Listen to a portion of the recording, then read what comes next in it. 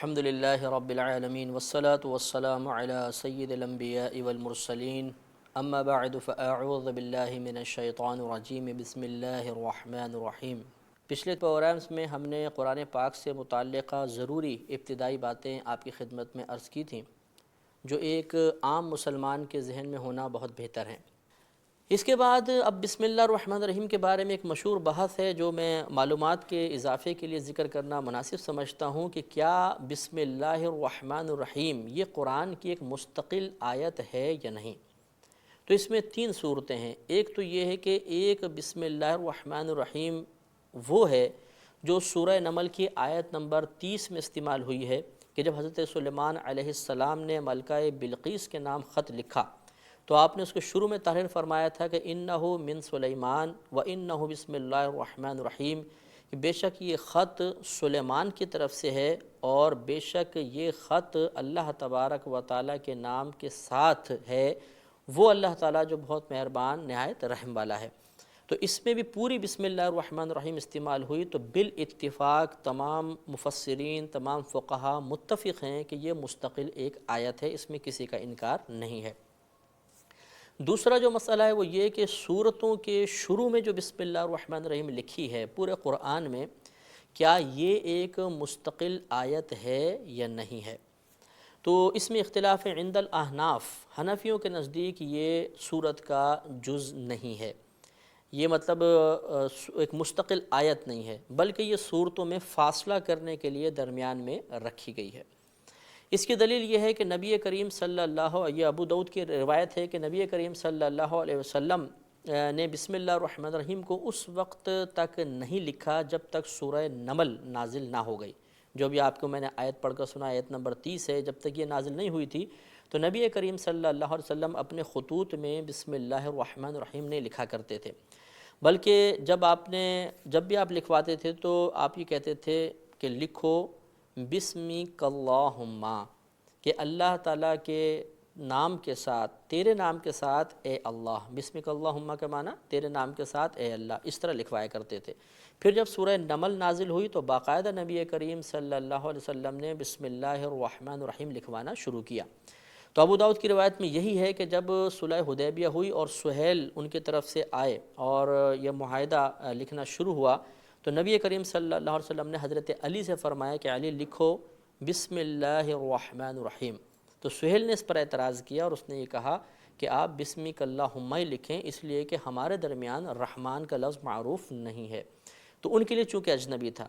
تو اس سے یہ دلیل حاصل ہوئی کہ اگر اس سے پہلے ہی بسم اللہ الرحمن الرحیم ایک مستقل آیت کے طور پہ نازل ہو چکی ہوتی، کیونکہ سورہ نمل سے پہلے بھی صورتیں تھیں، پہلے نازل ہوئی تھیں، تو اگر بسم اللہ الرحمن الرحیم ہر صورت سے پہلے ایک مستقل آیت ہوتی تو نبی کریم صلی اللہ علیہ وسلم صلح حدیبیہ سے پہلے بھی ضرور بسم اللہ الرحمن الرحیم کو استعمال کرتے، لیکن آپ نے نہ کیا۔ اس سے معلوم ہوا کہ پہلے جو صورتیں نازل ہوتی رہیں ان سے پہلے بھی بسم اللہ لکھی ہوئی ہے۔ اب موجودہ جو مصحف آپ کو نظر آئے گا، لیکن اس دور میں بسم اللہ الرحمن الرحیم نہیں تھی، اس کا مطلب یہ مستقل آیت نہیں ہے۔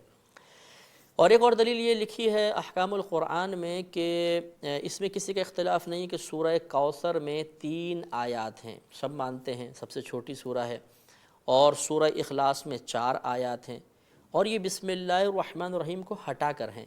اگر سورہ کوثر میں بسم اللہ الرحمن الرحیم کو ایک مستقل آیت مانا جائے تو 4 آیتیں بنیں گی اور سورہ اخلاص میں 5 ہو جائیں گی، لیکن کوئی بھی اس کا قائل نہیں ہے، لہٰذا معلوم ہوا کہ صورتوں کے شروع میں جو بسم اللہ الرحمن الرحیم لکھی ہے وہ باقاعدہ مستقل آیت نہیں ہے، بلکہ صورتوں میں فاصلہ کرنے کے لیے لکھی گئی ہے۔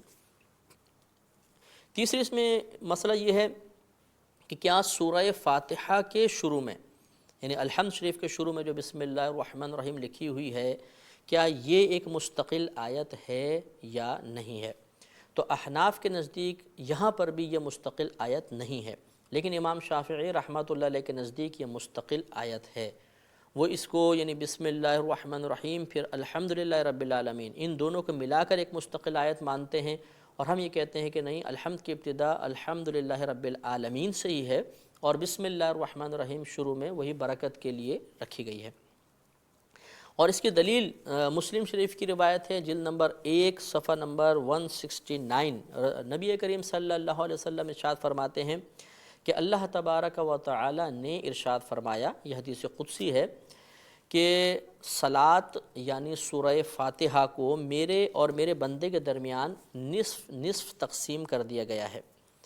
نصف اس میں سے میرے لیے ہے اور نصف میرے بندے کے لیے ہے۔ میرے بندے کے لیے وہ ہے جس کا وہ سوال کرے گا۔ بس جب میرا بندہ کہتا ہے الحمدللہ رب العالمین، تو میں کہتا ہوں کہ میرے بندے نے میری حمد کی ہے۔ پھر جب وہ کہتا ہے کہ الرحمن الرحیم، تو میں کہتا ہوں کہ میرے بندے نے میری تعظیم کی۔ اور جب وہ کہتا ہے مالک یوم الدین، تو میں کہتا ہوں کہ میرے بندے نے خود کو میرے سپرد کر دیا۔ اور جب وہ کہتا ہے ایاک نعبد و ایاک نستعین، تو میں کہتا ہوں کہ یہ میرے اور میرے بندے کے درمیان ایک معاملہ ہے، اور میرے بندے کے لیے وہ ہے جس کا وہ سوال کرے گا۔ اور پھر جب وہ اہدنا الصراط المستقیم صراط الذین انعمت علیہم غیر المغضوب علیہم ولا الضالین آمین، یہ پورا کہتا ہے، تو میں کہتا ہوں کہ میرے بندے کے لیے وہ ہے جس کا اس نے مجھ سے سوال کیا۔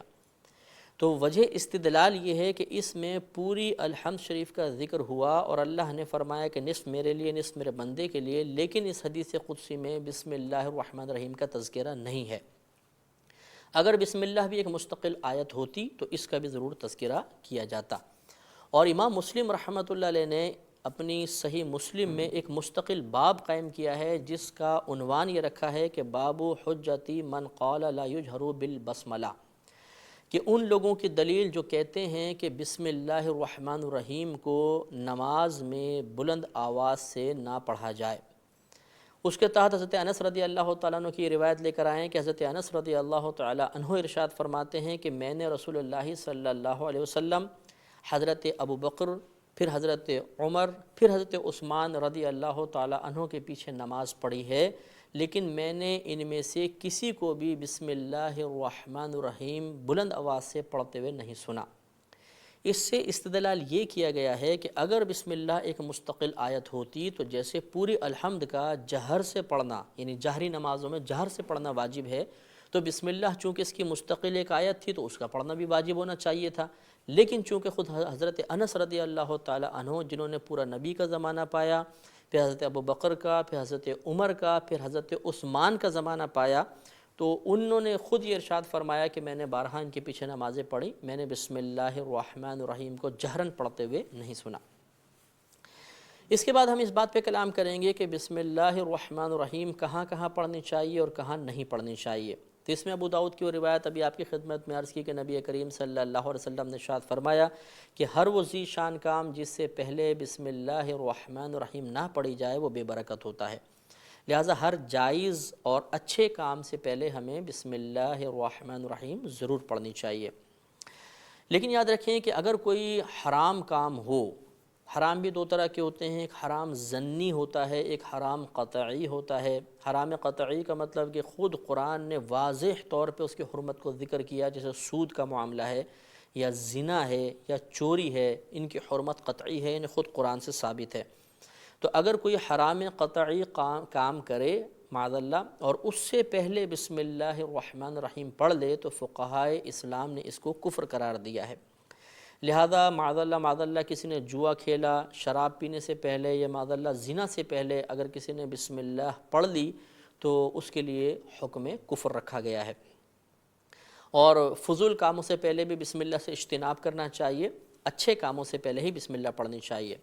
اور نماز میں الحمد شریف سے پہلے بسم اللہ الرحمن الرحیم پڑھنا سنت کریمہ ہے، اور اس کے بعد جتنی صورتیں ہم پڑھتے رہتے ہیں نماز میں ان سے پہلے بسم اللہ الرحمن الرحیم پڑھنا مستحب ہوتا ہے۔ تو یہاں تک ہم نے الحمد سے پہلے، کیونکہ الحمد کی تفسیر شروع کرنا ایک ذیشان کام تھا اور ہمارے نبی کریم کا حکم ہے کہ اس ذیشان کام سے پہلے، ہر ذیشان کام سے پہلے بسم اللہ پڑھنی چاہیے، تو ہم نے بسم اللہ کی وضاحت کی۔ اور چونکہ اس میں وسوسہ شیطانی کی مداخلت کا شدید اندیشہ تھا کہ ہر اچھے کام میں شیطان مداخلت کرنے کی کوشش کرتا ہے، تو ہم نے اعوذ باللہ کی تفسیر بھی ذکر کی۔ اب انشاءاللہ ہم الحمد شریف کی تفسیر کی جانب آئیں گے۔ ترتیب قرآن کے اعتبار سے الحمد شریف پہلی صورت بنتی ہے، نزول کے اعتبار سے یہ پہلی نہیں ہے، اور اس کے احادیث کریمہ میں کئی نام ذکر کیے گئے ہیں، پہلے ہم نام پر گفتگو کریں گے، پھر اس کی مزید تفصیل انشاءاللہ عرض کی جائے گی۔ یہ یاد رکھیں کہ کسی بھی شے کے کثیر نام اس شے کی عظمت پر دلالت کرتے ہیں۔ یہ ایک اصول ہوتا ہے کہ کسی کے بہت زیادہ نام ہوں گے تو اس سے یہ پتہ چلتا ہے کہ اس کی شہرت زیادہ ہے، اس کی عظمت زیادہ ہے کہ اس کو اتنے سارے نام دیے گئے ہیں۔ تو احادیث کریمہ میں حمد شریف کے لیے، الحمد شریف کے لیے بھی بکثرت نام استعمال ہوئے ہیں۔ چند مشہور نام اور ان کی وجہ تسمیہ میں آپ کی خدمت میں عرض کرتا ہوں۔ مثلاً اسے فاتحۃ الکتاب کہا گیا۔ فاتحہ معنی ہوتا ہے کھولنے والی، چونکہ یہ کتاب اللہ کی ابتدا کرنے والی ہے، کتاب اللہ کو گویا کہ یہ کھولنے والی ہے، لہٰذا اس کا نام رکھا گیا فاتحۃ الکتاب۔ اس کا نام ام القرآن بھی ہے اور اس کو ام الکتاب بھی کہتے ہیں۔ لفظ امن ویسے تو ماں کے لیے کہتے ہیں، حقیقتاً ام کا معنی ہوتا ہے جڑ یا اصل، چونکہ ماں بھی بچے کے لیے اصل بنتی ہے اس لیے ماں کا نام بھی امن رکھا گیا ہے۔ ویسے ام کا معنی ہوتا ہے اصل، تو چونکہ یہ بھی قرآن کی اصل ہے اس لیے اس کو ام الکتاب کہا گیا۔ اب یہ قرآن کی اصل کس اعتبار سے ہے تو اس کے بارے میں مفسرین نے بیان فرمایا کہ قرآن عظیم میں اگر ہم تمام مضامین پر غور کریں تو 4 قسم کے مضامین ہمارے سامنے آئیں گے۔ ایک اللہ تبارک و تعالیٰ کی توحید، وحدانیت، اس کی ذات و صفات کا تذکرہ ہے۔ دوسرا نبوت کا تذکرہ ہے۔ تیسرا اس میں آخرت کا تذکرہ ہے، اور چوتھا اس میں قضاء و قدر ہے، یعنی اللہ تبارک و تعالیٰ کے فیصلے، اللہ تبارک و تعالیٰ کی طرف سے نازل کردہ آزمائشیں اور بندوں کا اس پہ پورا اترنا۔ اگر حمد شریف پر غور کریں تو یہ چاروں چیزیں اس میں پائی گئی ہیں۔ الحمدللہ رب العالمین، الرحمن الرحیم، مالک یوم الدین، اس میں اللہ تبارک و تعالیٰ کی الوہیت کا بیان ہے، اللہ کی ذات، اس کی صفات کا تذکرہ ہے۔ پھر ایاک نعبد و ایاک نستعین، اس میں قضاء و قدر بیان کر دی گئی ہے۔ اہدنا الصراط المستقیم صراط الذین انعمت علیہم، اس میں انبیاء علیہم السلام کا تذکرہ ہے، کیونکہ ہم کہہ رہے ہیں کہ اللہ تعالیٰ ہمیں سیدھے لوگوں کے راستے پر چلا، اور سیدھے راستے پہ چلا ان لوگوں کا راستہ جن پر تو نے انعام فرمایا، اور وہ انبیاء علیہم السلام ہے، تو نبوت کا تذکرہ ہو گیا۔ اور اس کے بعد غیر المغضوب علیہم ولا الضالین، ہم کہتے ہیں کہ اللہ تعالیٰ ہمیں ان کے راستے پہ نہ چلا جن پر تیرا غضب نازل ہوا اور جو گمراہ ہو گئے۔ تو اس میں پھر آخرت کا تذکرہ ہے کہ آخرت میں عذاب ہوگا وہ گمراہ جو شخص ہوئے۔ اسی طرح مالک یوم الدین میں بھی آخرت کا تذکرہ ہے۔ تو چونکہ قرآن پاک کے مضامین کا خلاصہ اس صورت میں جمع کر دیا گیا اس لیے اس کو ام الکتاب کہا گیا۔ اس کا ایک نام سورۃ الحمد بھی ہے، چونکہ اس میں اللہ تعالیٰ کی حمد بیان کی گئی ہے، اس کو سورۃ الحمد بھی کہتے ہیں۔ اس کا ایک نام سورۃ الدعاء بھی ہے، کیونکہ اس میں دعا ذکر کی گئی ہے، اہدنا الصراط المستقیم صراط الذین انعمت علیہم سے لے کر آخر تک، لہٰذا اس کا نام ایک سورۃ الدعاء بھی ہے۔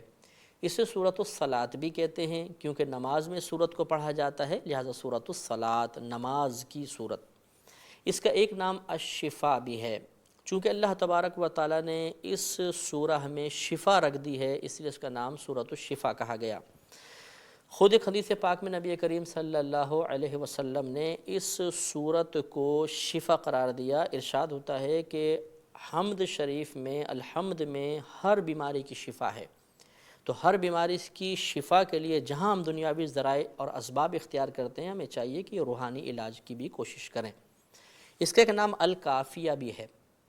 کافیہ کا معنی ہوتا ہے کفایت کرنے والی، جو دوسروں کو ہٹا کر خود کافی ہو جائے۔ تو چونکہ نماز میں حمد اگر ہو تو دوسری صورتوں کی بسا اوقات حاجت نہیں ہوتی ہے، جیسے فرض کی تیسری اور چوتھی میں، لیکن جو صورتیں ہیں وہ کبھی حمد کے بغیر نہیں ہوتی ہیں، لہٰذا اس کو کافیہ کہا گیا کہ دوسری صورتیں اس کے بغیر نہیں ہوتی ہیں، یہ دوسروں کے بغیر کفایت کر جاتی ہے، اس کو الکافیہ نام دیا گیا۔ اس کے علاوہ بھی اور بھی اس کے بہت سارے نام ہیں، سورۃ الکنز بھی ہے، رقیہ بھی اس کا نام رکھا گیا ہے، وغیرہ وغیرہ، وافیہ بھی نام آیا ہے۔ تو یہ بہت سارے اس کے نام ہیں، جس سے ظاہر ہوتا ہے کہ یہ سورت بارگاہ الہی میں، بارگاہ رسالت میں بہت زیادہ مقبول ہے۔ اس کے بہت سے فضائل بھی ذکر کیے گئے ہیں حصول برکت کے لیے۔ ایک فضیلت بخاری شریف جلد نمبر 2 اور اس کا صفحہ نمبر 479 پر حضرت ابو سعید خدری رضی اللہ تعالیٰ عنہ سے مروی حدیث پاک ہے، جس سے اس کی فضیلت کی طرف اشارہ ہوتا ہے۔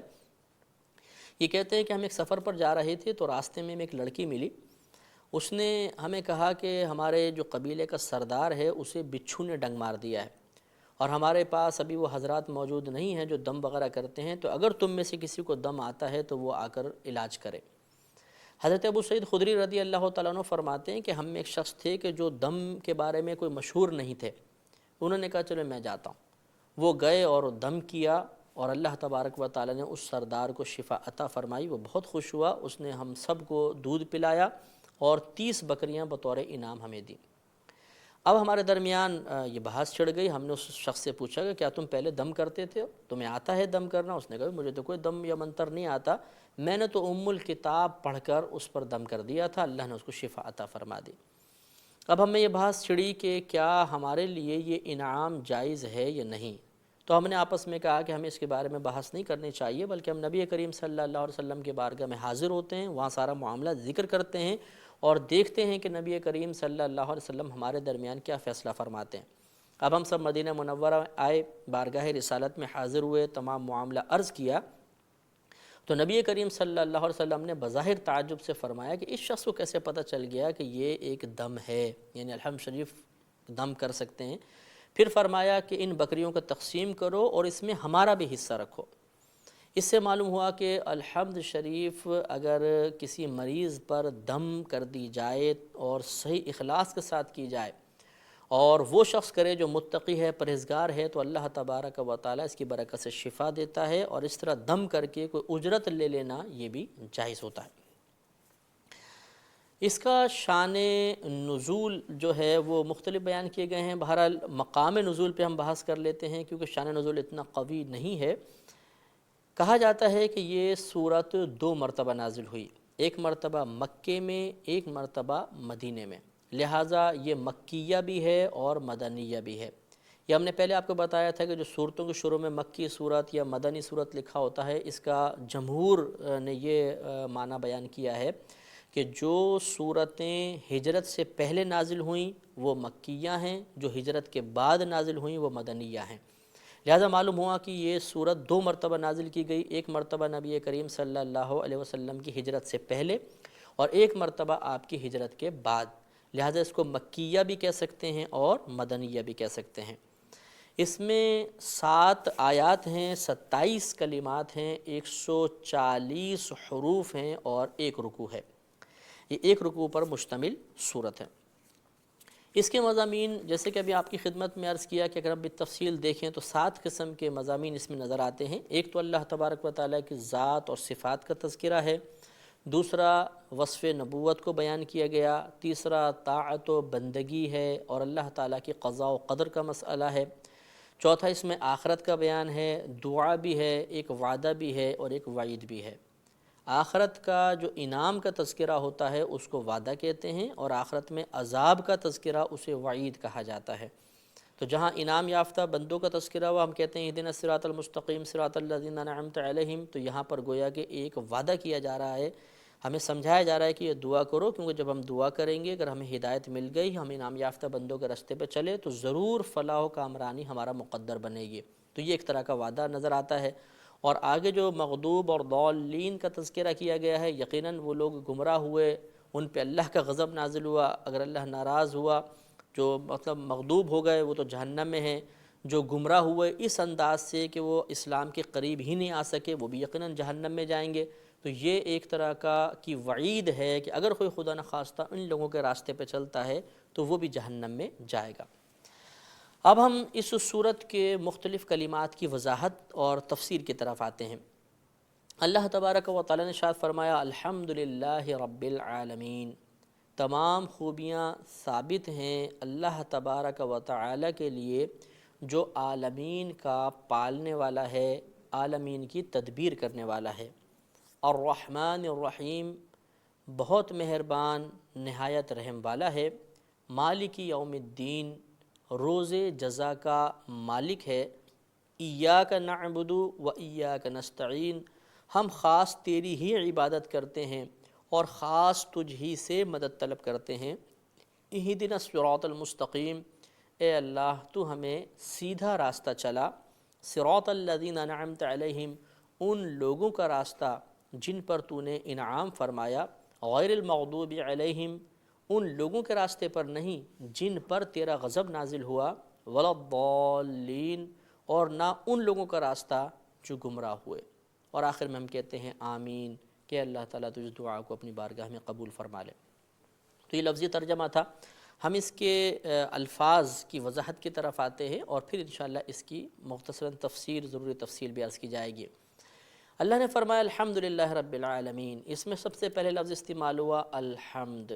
حمد کا معنی ہوتا ہے، ویسے لغوی معنی ہے تعریف کرنا، اور اس کی اصطلاحی تعریف یہ ہوتی ہے، یعنی خاص ایک معنی اس کا یہ ہوتا ہے کہ کسی کی اختیاری خوبی پر اس کی تعظیم کی نیت سے تعریف کرنا، چاہے اس نے ہم پر انعام کیا ہو یا نہ کیا ہو۔ جیسے مثال کے طور پر حاتم طائی گزرا ہے، کافر تھا، ویسے بہت سخی آدمی تھا، اب اس نے سخاوت کو اختیار کیا تھا، باقاعدہ وہ سخاوت کا مظاہرہ کیا کرتا تھا، تو یہ اس کی ایک اختیاری خوبی ہوئی۔ اب اگر کوئی اس کی تعریف کرے اس سخاوت کے حساب سے تو اس کو حمد کہا جائے گا، اور اس کی اگر تعظیم کی نیت سے کریں تو یہ حمد ہوگی۔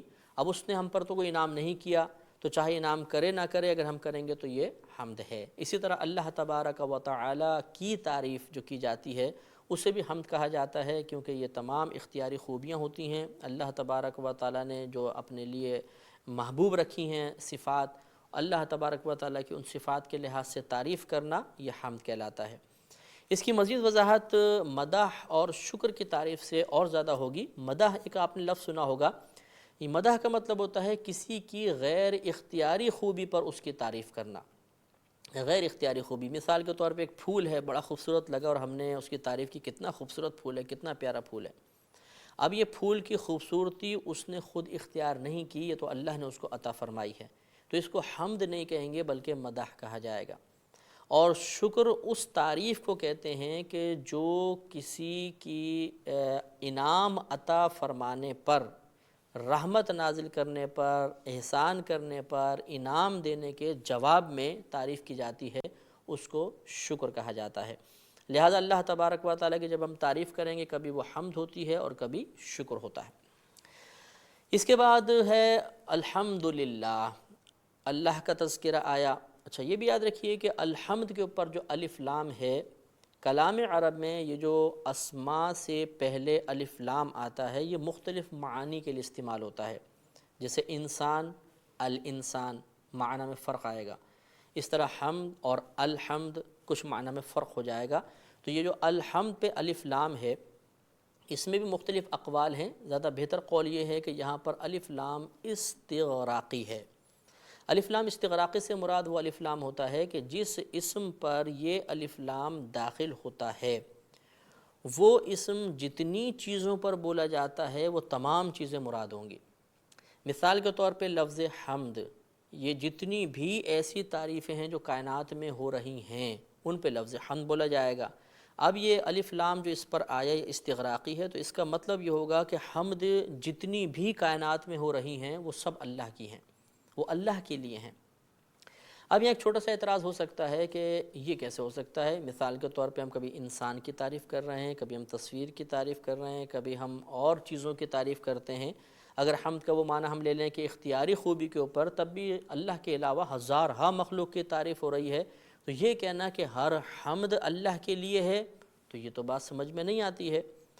اس کا جواب علماء کرام نے یہ دیا ہے، مسئلہ یہ ہے کہ اگر ہم کسی بھی چیز کی تعریف کرتے ہیں تو حقیقتاً وہ اس شے کی تعریف نہیں ہوتی ہے بلکہ اس کے بنانے والے کی، یا جو نعمت اس شخص کے پاس ہے وہ عطا کرنے والے کی تعریف ہے، اس شخص کی نہیں ہے۔ ہم ایک مثال سے میں آپ کو بات سمجھاتا ہوں کہ مثال کے طور پہ ایک تصویر ہے، اگر ہم تصویر کی تعریف کرتے ہیں تو حقیقتاً ہم تصویر کی تعریف نہیں کر رہے بلکہ بنانے والے کی تعریف کر رہے ہیں، کیونکہ جب آپ کہیں گے واہ کتنی خوبصورت تصویر ہے تو اس کی خوشی ہوگی بنانے والے کو، مصور خوش ہوگا کیونکہ اس نے اس کو بنایا ہے۔